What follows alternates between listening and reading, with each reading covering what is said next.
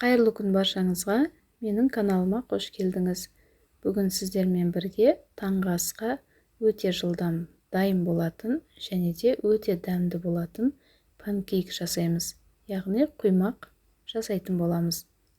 Видеоны соңына дейін көріңіздер, менімен бірге болыңыздар. Ең алдымен бөлек ыдысымызға 220 грамм айранға жарты шай қасық ас содасын қосамыз.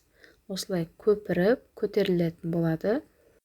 Ал енді бөлек ыдысқа 1 жұмыртқа және де 2 ас қасық қантымызды салып, венчиктің көмегімен жақсылап ағарғанша қозғап аламыз. Осы видеоның астында описание бөліміне толық рецепті жазып кететін боламын. Сол жерден қарап алып, өздеріңізге сақтап алыңыздар. Осылай жұмыртқа ағарған соң, жаңағы айранымызды қосамыз. Жақсылап араластырып аламыз.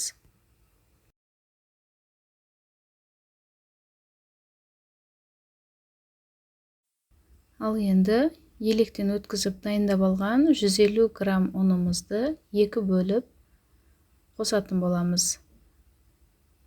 Менің каналыма тіркелмеген болсаңыз, каналымды қолдап, тіркеліп, лайк басып, комментарий қалдырып кетіңіз. Және де келесі видеоларды өткізіп алмау үшін қоңырауша белгісін міндетті түрде басып қойыңыз. Ұнымызды жақсылап араластырып алдық. Осындай қою масса пайда болады.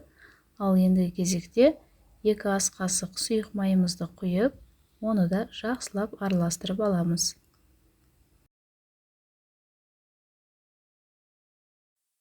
Осымен қамырымыз дайын болды.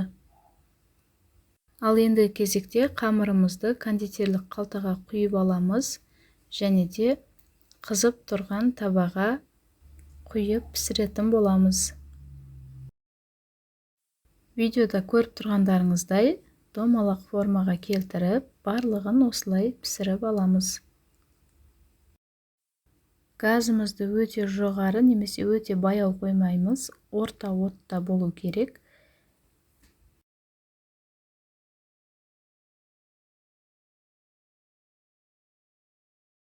Құймақтарымыздың асты қызарған кезде осылай бірден аударатын боламыз. Құймақтардың екі бетінде бірдей етіп қызартып пісіріп алатын боламыз. Осылай таңғы асқа панкейк дайындайтын болсаңыз, уақытыңызды көп алмайды және де өте дәмді болады. Міне біздің панкейктеріміз дайын болды. Сіздер де міндетті түрде жасап көріңіздер және де достарыңызбен бөлісіп қойыңыздар. Видеоны соңына дейін көргеніңіз үшін көп рахмет.